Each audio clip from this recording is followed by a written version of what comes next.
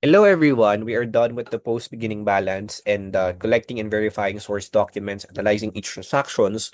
Ang gagawin natin ngayon is the journalizing. So dapat nakasunod talaga tayo dito sa accounting cycle. So let's begin with this one. As you can see here, ito pa rin yung ginawa natin. Ang ginawa ko lang is kada source documents ay inilalagay ko ng journalizing transactions. If in case na kapag ilagay natin sa general journal, ano kayang itsura niya? Kasi nga, ito, hindi naman to sa general journal eh. Iba naman to sa general journal. Kaya, mas maganda na i-journalize natin siya and i-visualize nyo talaga kung ano talaga siya, kung ano yung itsura niya. Actually, pang-pareho lang sa general journal. Kaso nga lang, hindi mo siya nilalagay ng account receivable or output VAT and sales kasi nga, nandito na siya sa column. So, ibig sabihin, hindi ka na maglalagay ng kada accounts except lang if merong sa sundry. So, hindi ka na maglalagay kasi nga meron na siyang mga account title. Okay? So, mas efficient na siya. So, makikita nyo to dito, pareho pa rin, naka-arrange siya sa chronological order. And at the same time, nilagay ko na ng journalized transaction if in case na ilalagay siya sa general journal. Pero in actual, hindi mo po to ilalagay. Dapat mentally, critical thinking, dapat alam mo na siya. Ano kaya mangyayari dito kapag i-journalize ko to siya sa general journal? Ano kaya mga itsura niya? So, dapat ma-visualize nyo siya kaagad. Now, we have here sales journal. Ano yung sales journal ulit? Pag binabanggit natin ang sales journal, ibig sabihin, ito yung mga benta na utang. So, automatically, alam natin na benta na utang, ano bang source documents na benta? Benta na utang, 'di ba? Sales invoice. So, fit talaga siya sa sales journal. Makikita natin dito na yung output VAT natin ay meron tayong output VAT. Meron tayong output VAT kasi this is a VAT registered business. Kapag isang VAT registered business ka, ang ginagawa mo ay nagre-record ka ng output VAT. Then itong output VAT, it's either minus to siya sa input VAT or input VAT minus output VAT. Then yung difference doon, it's either i-remit mo sa BIR or pwede mo i-claim as deduction sa next na filing of taxes. Okay, I hope that you get it now. So we have here sales, yung benta, yung output VAT, kasi nga every time there's a sales transactions, output VAT. Every time there's a purchase transactions, anong gini-record nating VAT? Pause the video and answer it. This is input VAT. So again, we also have your account receivable. Bakit account receivable? Because this sales journal regards about utang. So may account receivable talaga. So makikita natin dito. The first transaction we have here, okay, we have here, if ever na i-journalize natin sa general journal, ano maging itsura? Account receivable, which is 168,000, which is ito. Kita nyo to dito, 168. Wait.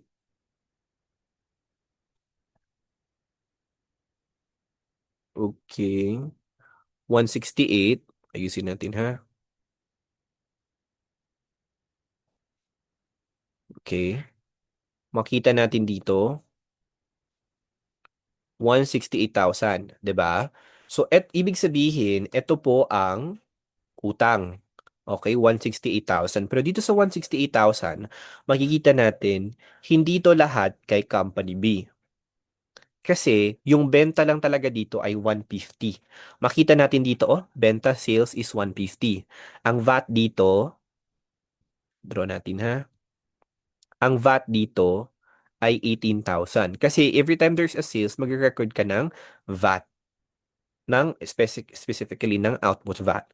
So makita natin dito na yung sales natin ay 150 and yung VAT natin ay 18,000. Nire-record natin to siya. And yung output VAT, alam naman natin is liability. So credit siya. So overall, yung account receivable or yung ang utang talaga ng customer A, kay customer A man to, ay 168,000. Pero sa books ng company B, sa 168,000 na utang ni customer A, ang benta talaga doon ay 150. Itong 18,000, hindi to siya automatically sa kanya. Okay? Pwede pa tong siyang i-minus or pwede pang ma-deduct pag mga VAT. It's either output VAT payable ka, i-remit mo. Pag input VAT or VAT receivable ka, deduct sa another accounting period. So, ganun yun siya. Okay? Now, as you can see here, this is 168, output VAT 18, and sales is 150,000. So, ganun siya. So, madali lang naman to kasi sales, alam nyo naman, may sales. VAT, may nakalagay na dito. Kaso lang, hindi siya nakalagay kung anong klaseng VAT. Pero kapag alam niyo ay sales, automatically ano natin output VAT to. Kasi sales siya benta siya. Pag purchase, of course, input VAT siya. So alam niyo dapat dito na automatically nasa isip niyo ay output VAT siya kasi it involves sales Ito lang nakakalito siguro, baka iniisip nyo kada account name nakalagay dito, hindi. So mapapansin natin yung sales nakalagay dito. VAT meron, kaso lang ang account receivable wala. Dapat intindihin nyo na dapat meron talagang account receivable kasi itong invoice pa lang ay ano, utang na siya. So, ibig sabihin, itong total amount dito, automatically dapat isipin nyo na utang siya, 168. At dapat debit siya, 168. 168,000.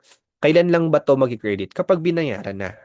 So, una natin gagawin ay itong una ang i-record natin. So, this is, lalagay natin dito yung date, which is October. Tapos, 3. Yung invoice number nakalagay dito, which is 7001. Here. Yan. So, yung nalalagay natin.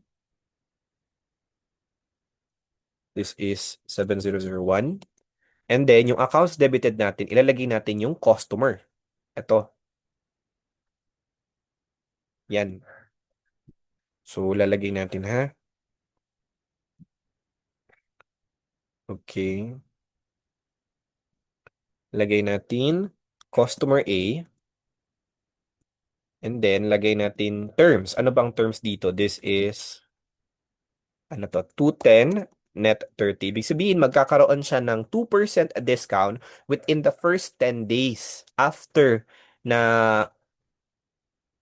after niya na makuha yung ito, after the transaction. So, October 3, so ibig sabihin, yung discounts ay hanggang October 13. Okay, if magbayad siya between October 4 hanggang to October or ngayon or hanggang October 13, ibig sabihin, magkakaroon siya ng 2% discount. Otherwise, yung due date ay 30 days. So, kaya sinabi dito, 210 net 30. 2% discount within the first 10 days.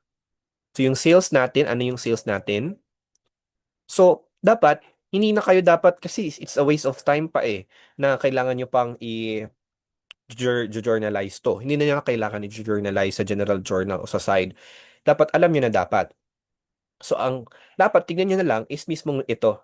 So, kapag ang sales natin is magkano ba? Sales natin ay 150.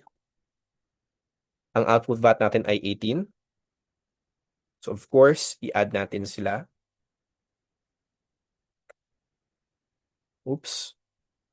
18,000. Add natin to. So, 168,000. Okay? We're done with the first. Now, let's go here.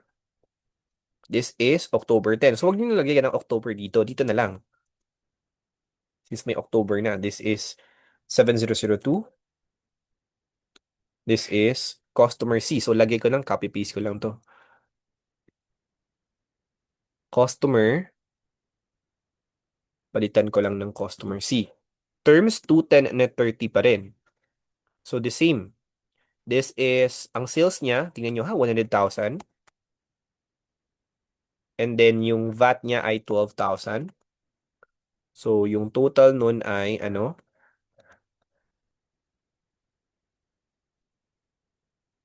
Okay, 112,000. So, we're done with this one.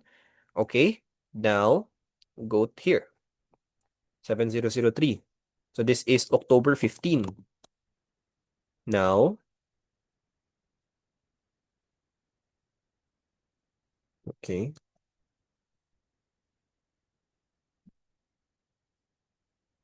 Ayaw niya mag-one. So, this is from customer D. So, pwede ko nang i-copy-paste lang to. So, dito lang naman to. Sa inyo, kailangan nyo talaga siyang i-sulat. Customer D, 210 net 30. So, yung sales dito, this is 180. Then, yung VAT dito ay 21,600. So, add natin. So, 201,600 talaga yung utang. 201,600. Okay? Done? Okay? Before tayo pumunta sa other journals, ang gagawin muna natin ay i-add mo natin sila. So, dito yung totals natin. So, i-add muna natin sila. Tingnan natin kung balance. Every single time na matapos kayo sa journal, okay, ang gagawin talaga ninyo dapat ay i-add total nyo sila. Try nyo sila tignan kapag balance ba sila or hindi.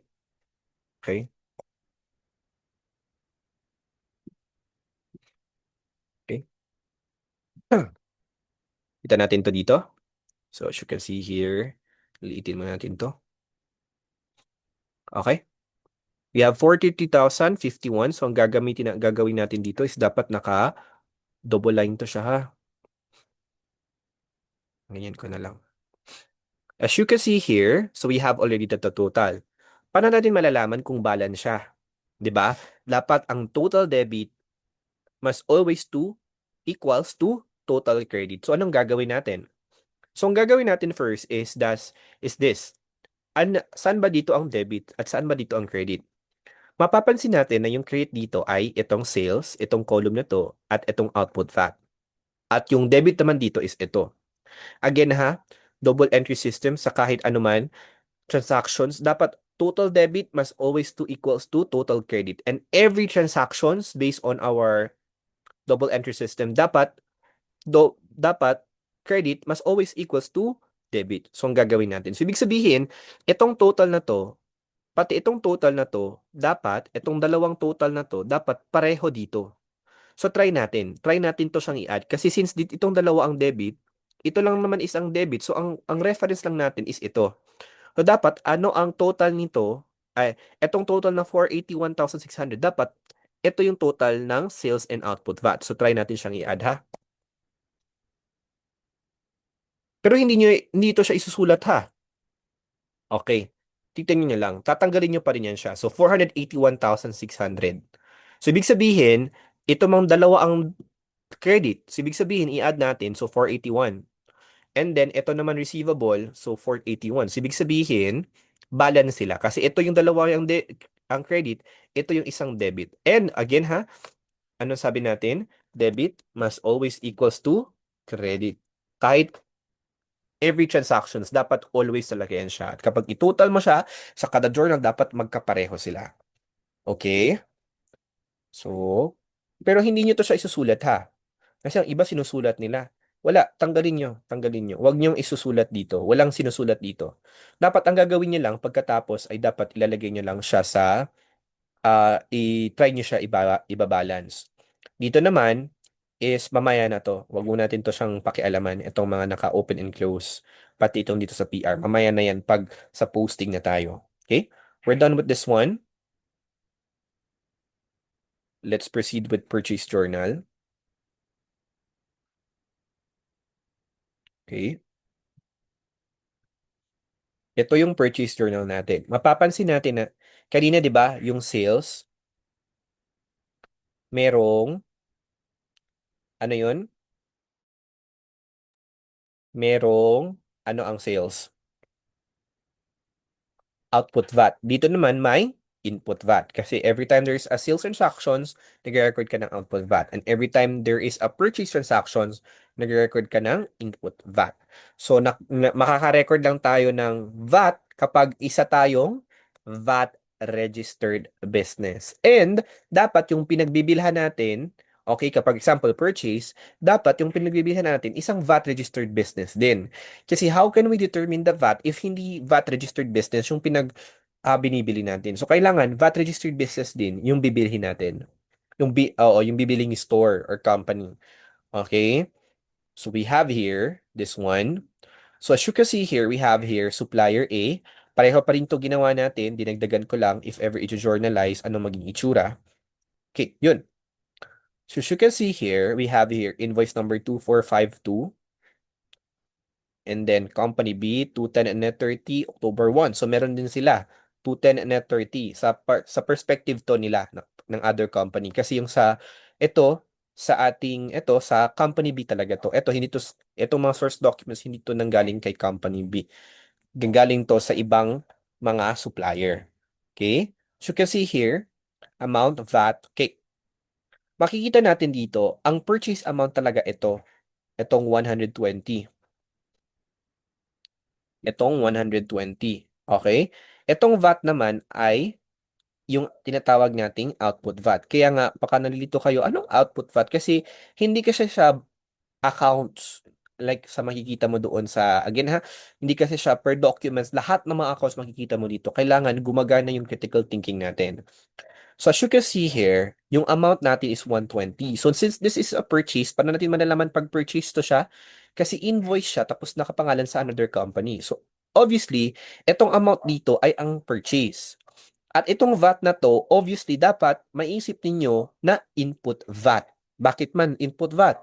Because pag purchase, ang pinag-uusapan natin dito na VAT ay input. Pag sales, pag benta, output VAT. So dapat isipin nyo na purchase pala to. So ibig sabihin, ano tawag natin dito o input VAT. Para natin malalaman kapag purchase kasi it's an invoice na nakapangalan sa another company. Tapos ang nakapangalan sa customer ay company B. Okay? So yun ang gagawin natin. So ibig sabihin yung purchase natin ay 120, ang input VAT natin ay 14,400 and accounts payable is 134,000. Ibig sabihin, yung utang natin kay kanino ba to? Kay supplier A, ang utang talaga natin ay 134,000. Pero sa perspective ng ay yung amount lang talaga ng binili natin ay 120. Kasi yung input VAT doon is 14,400. So this is I believe this is 12%. Pag VAT 12% man yan. So purchase plus input VAT 14,400. So ang total nito, ang accounts payable dapat mong bayaran ay 134,000. Okay? So lagay natin dito October. Tapos, this is 1. Invoice number is 2452. Okay, baka maisip na kayo, bakit ito hindi sila magkakasunod-sunod? Ito 2452, ito invoice number 6138. Tapos ito 8152. Bakit kaya? Bakit pareho dito magkakasunod-sunod naman sila 701, 7002, and 7003? Ano sa tingin yung dahilan? Kasi, kasi nga, hindi ito sa company. Ibang company nga ni, okay? So, yun. Sa ibang company yan. So, this is company B. Hindi, company B. Supplier A pala. Di nga, lilito na ako. Supplier A. Tapos, lagay pa rin natin ng terms. Terms is, pasensya na kayo ha, medyo maingay yung mga palaka. Palaka ba yan? 210 and then 30. Okay. Purchase is, anong purchase natin? This is 120. Yung input VAT natin ay 14,400. So, yung total nito ay ito plus ito. So, ang total dapat ay 134,400. Again ha, dapat hindi nyo na ginagawa itong general journal. Pinapakita ko lang to sa inyo para ma-visualize ninyo. Okay? And then, next, we have here October 5. This is 6138. And then, this is from supplier B.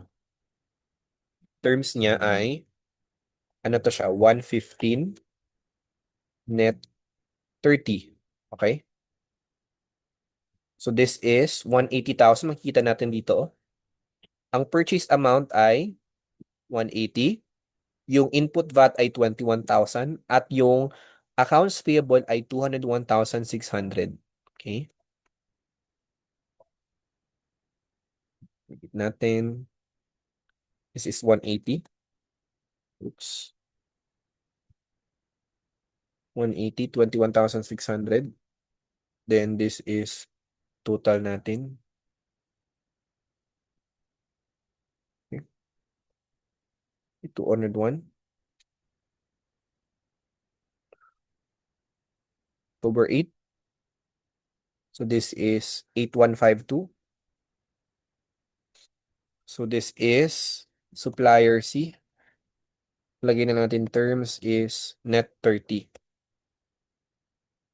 Anong ibig sabihin nito?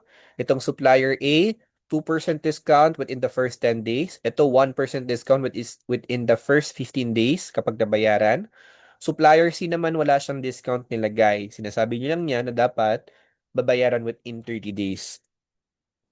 So, wait lang ha. So, this is 70,000 yung amount. Yung input VAT ay 8,400. And we're done. 8,400, so 78,400. So we're done. I think we're done with our purchase. Okay. So gagawin natin again ha. Total natin sila. Total muna natin. Okay. Mhm. Huwag natin makalimutan yung double line ha. Pag mga total, lalagyan natin double line. Nalagay ko lang to siya ng bold ko lang siya kasi naka-computer ako. Pero okay lang naman yan. Kapag sa inyo baka kailangan nyo pa. Kailangan ba namin i-bold, sir? To, dapat makapal. Hindi na. Ito lang to siya. Okay. Dapat, pero dapat nakalagay underline ha. Katulad niya naman pag mga final answer. Okay? So, again, ulit ha. Paano rin malalaman kapag balance to?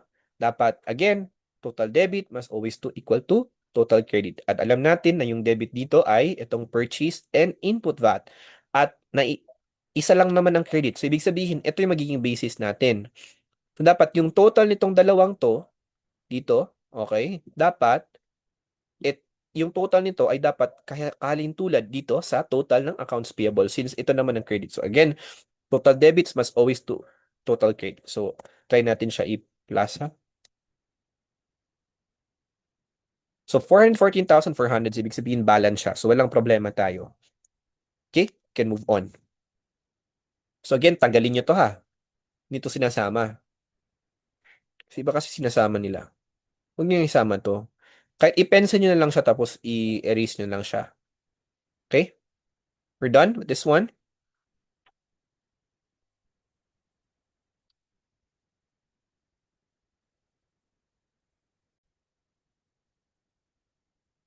We're done with the purchase journal. Now, we will go to the cash receipts journal. Okay? Ito ang ating cash receipts journal. So you can see here, we have here account receivable. Pero itong account receivable, iba to siya doon sa ating sales journal ha. Kasi yung sa sales journal naka-debit, dito naka-credit. Ibig sabihin, binayaran yung utang. We also have here sales, output VAT, sales discounts, and we also have here cash. Kasi obviously, may pumasok na pera natin dito. So dapat, automatically dapat debit yung cash dito. Okay? So right now, let's begin with this one. We have here official receipt number 3001 and then October 8, client customer V, invoice COD. So we have here kapag journalize natin siya sa general journal, ganito yung itsura niya. Obviously, yung cash is 145,600. Yung output VAT natin ay ito. Bakit siya output VAT? Bakit siya output VAT? Kasi sales siya. Okay? Tingnan nyo na ito. Oh. Kita natin dito. This is sales. Ibig sabihin, etong etong source document na to na OR, ibig sabihin, yung client na customer B, wala siyang utang nung una. Okay? Naintindihan nyo? Wala siyang utang nung una kasi makikita natin dito sa invoice nakalagay COD. So makikita nyo kung COD or blanco, ibig sabihin, wala siyang utang nung una. Ibig sabihin, wala siyang invoice nung una pa lang. Pag ah, nag-purchase siya sa company B, tapos binayaran niya kaagad. Okay? Kaya ibig sabihin, this is a cash sales. Yung cash sales lang.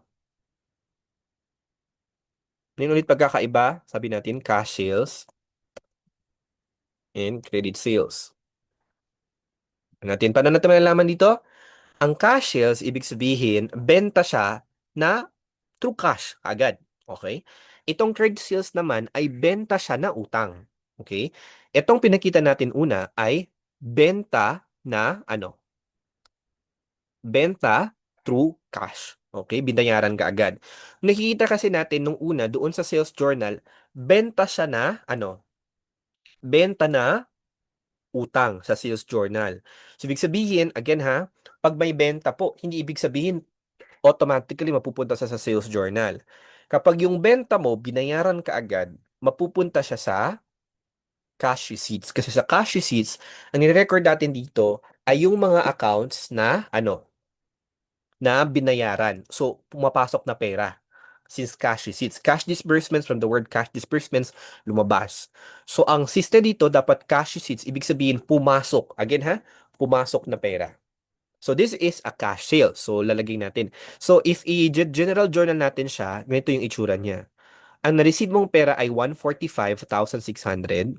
Pero yung benta mo talaga ay ito. Ito nakalagay, itong amount na 130. And then, yung output VAT ay 15,600. So, ibig sabihin, ito yung, kunin natin yung pencil. So, ito ang cash na na-receive. Okay? Ito yung benta. Okay? Ito naman yung, ano, yung output or input. Output VAT kasi sales to siya. Okay? Yan. Ganyan. Pero kapag naman, paano natin malalaman na input VAT to? Okay? Input VAT to kapag purchase siya. Dapat yung purchase is dapat ibang pangalan ng company. Okay? So, yun. Delete natin muna ha. Okay. So, ibig sabihin, kung ano natin. Okay. This is October 8. So, dito, October 8. October 8. And then, ang OR na niya, anong OR number niya?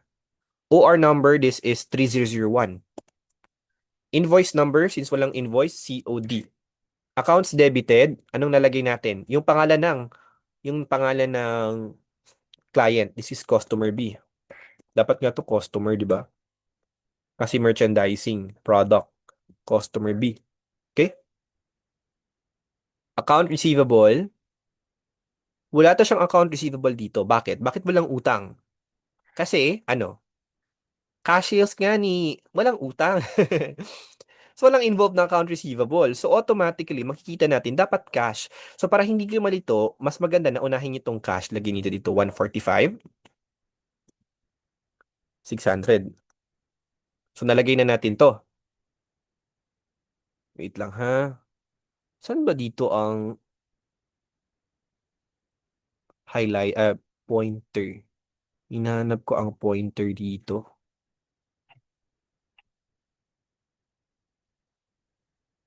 Hindi ko mahanap ang pointer. Anyway. Okay, try natin to siya. Again ha, unahin natin to, 145,600. Lagay natin dito, 145. Tapos pangalawa, anong ilalagay natin next? It's either doon sa dalawa. So unahin na natin ito. Itong 130,000, of course, ito ang ating benta. Itong sales. Okay? Sales siya kaagad. Sales is 130. Okay? Tapos, ang VAT naman ay Ito ang VAT natin, 15,600. Okay? Ito, 15,600. Okay? 15,600. So, we're done with this one. Let's move. Dito naman, okay, makikita natin dito na walang sales na naganap. Again ha, walang benta to at this moment. Kasi nga, yung benta ay nangyari pa nung previous. Paano na malalaman, sir, na may benta na nung una? Kasi nga, nakalagay dito yung invoice. Makikita nyo dito, oh. Mm-mm. Oops. Dito pala yung stamp. Okay. Okay. So, makikita nyo to dito. Mali pala. Dito. Makikita nyo dito. Yan. Ito. Yan. Yan, invoice. Makita natin sa invoice. Ibig sabihin, nung una pa lang, may invoice na. Ibig sabihin, may sales invoice. So, ibig sabihin, kapag may sales invoice, ibig sabihin, na-record na natin siya as sales nung una. So, ibig sabihin, hindi na tayo dapat mag-record as sales. Okay? Gets nyo ba ako? Dito, napapansin ninyo, may record ng sales. Kasi at that moment, sales na siya agad, benta na siya. Dito naman, hindi natin siya pwede i-record na sales kasi nung una pa lang, may record na ng sales. Nakuha nyo ba? Okay? Paano malalaman? Kasi yung invoice, tingnan nyo, invoice 7001. Ibig sabihin, may nangyari ng benta nung una. Nabentahan na siya. So ngayon, ang ginagawa na lang ay binabayaran niya. Kaya nga magbibigay ang company B ng official receipt kasi ibig sabihin, nabayaran. Okay? May receipt of cash. So nung gagawin natin ngayon is dito, if ever na i-record natin siya, okay, tingnan natin ha. If ever na i-journalize natin sa general journal, ganito mga itsura. Tingnan nyo, 143,000, ito yung cash na receive. Okay? Pero yung utang talaga ay ito. Ito yung nakakalito. Ito. Mapapansin ko na nakakalito talaga to. Ito. Yusin natin ha.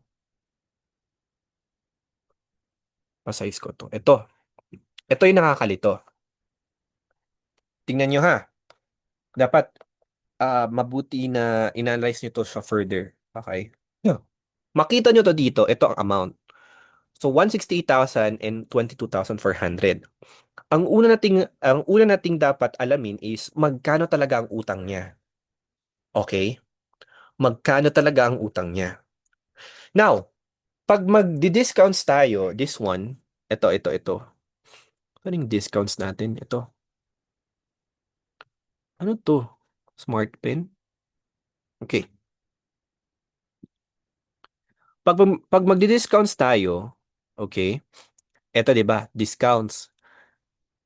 Pag gumana yung discounts, I mean, ibig sabihin, anong gumana? I mean, allowed yung discounts kasi nga binayaran for a certain time, hindi natin kukunin yung discounts sa mismong amount. Okay? If ever lang na walang returns, ibig sabihin walang binalik. If ever na may returns, doon pa natin kukunin ang ano, ang discounts. Okay? So ibig sabihin 168,000. Ito ha. 168K. Ano naman to? Ang cute. 168K. So ibig sabihin, yung discounts dapat hindi natin kukunin dito. If ever lang na walang returns, ibig sabihin walang sinauli or walang damage. Ibig sabihin 168,000, yung discounts is dapat, ang computations nun, dapat hindi nanggaling dito. Gets nyo? Dapat, ang gagawin ay, dapat minaminus na siya sa returns. So, etong 168,000, okay, etong 168,000, pati itong 22,400, dapat minaminus mo na siya kaagad. Okay? Tapos, doon mo pa siya i-minus ang ano yun? Ang discounts. Okay? Now, may problema dito. Anong problema sa tingin ninyo? Di ba may amount dito tapos may returns? Ang una nating gagawin is magkano talagang utang niya. Okay? Dito ha, tingnan nyo. Ang utang talaga niya, nakikita natin dito ay magkano? Pause the video and answer it. Magkano talagang utang niya? Okay, pause the video and answer it. Magkano ang utang niya? Base dito sa nakikita natin. Again, you can pause the video and answer it. Ang utang niya talaga ay 168,000. Ito po. Yan. Yan talaga ang utang niya, 168,000 pesos. Now, along the way, may nangyari ng returns. So, since this is what you call this, a sales, ibig sabihin, si customer A, may ibinalik siya sa atin. Kasi nga defective. Sabi niya kay company B na, ay, oh, itong product niyo defective. Ito lang naman. Itong worth na 22,400. So, dapat isauli ko. So, sinauli niya. So, ngayon, ito talagang utang 168. Okay? Nung time na na-receive niya na, okay, na-return siya kaagad. Nung time na na-return na kaagad, na-compute mo na tong returns. Okay? Ibig sabihin, di ba, ang returns, receiving report man yan. Ibig sabihin, nalagay na yan siya doon mismo sa general journal. Okay? So, ibig sabihin, dito pa lang, hindi na tayo nagre-record ng returns. Kasi itong returns na to, again ha, okay, wait lang ha. Etong returns na to, okay, again ha, wait. Okay. Etong returns na to, etong amount na to, na-record na to siya nung una pa lang. Okay? Specifically doon sa General Journal. Okay? Paano ko malalaman? Kasi nga, babayaran niya na yan eh. Tapos nakalagay dito sa resibo is na-determine niya na yung returns. Ibig sabihin na record na to. Mapapansin nyo din kasi dito mismo ito mismo sa Cash Receipts Journal, walang returns na column. Okay? Yun din ang isang dahilan. So, ang gagawin natin ngayon ay ito. Okay, di ba ito yung utang 168. Ma-minus mo siya kaagad ng 22,400. So, ibig sabihin, nito ang mangyayari. Okay? 168,000 minus 22,400. So, 145,600 currently ang utang niya. Again po ha, you can pause the video if ever na medyo nakakalito siya. Yung utang niya talaga originally is 168. Okay? Ito talaga utang niya.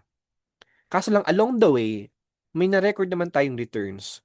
Hindi tayo pwede mag-record dito ng returns kasi nga wala ngang columns dito ng returns. Okay?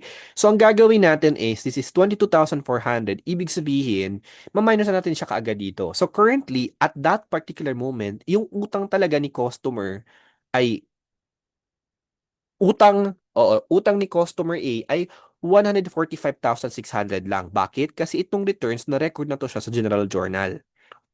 Okay? 145,600 lang talaga. So kapag may makikita kayo ganito, amount and returns, so baka ang isipin nyo, i-record nyo event automatically ay ganito. Okay. So, baka mag-record kayo ng ganun, ay, 168,000. Ngayon, itong 22,400 na sales return, saan mo siya makikita dito? Wala namang salary dito. So, wala siyang column. 'Di ba? Tingnan nyo, walang column. So, ang gagawin nyo talaga, i-minus nyo siya kaagad. Okay?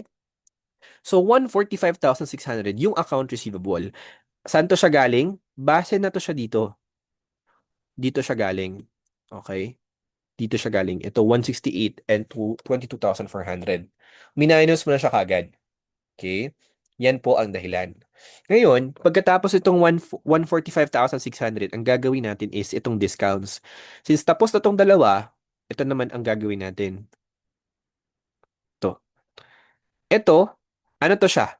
Sales discounts or purchase discounts? This is sales discounts. Kasi benta to eh. Okay? So, since this is benta, ilalagay natin dito. This is 2,600. Okay? So, we're done with this. Okay? Tapos, ito na naman ang kulang. Ang sunod na naman natin ito is ito. Okay? 143.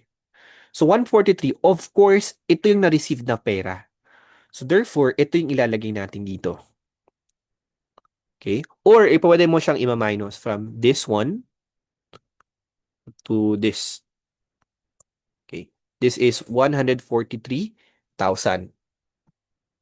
Okay? So, we're done with this one. We're done with the transaction number 2. Oops. Nakalimutan kong ilagyan ng date. 11. This is 3002. And then this is 7001. Kapag blanco po, ilagyan nyo na lang COD ha. Huwag nyo lagyan ng, ng blank. Lagyan nyo. This is from customer A. Okay?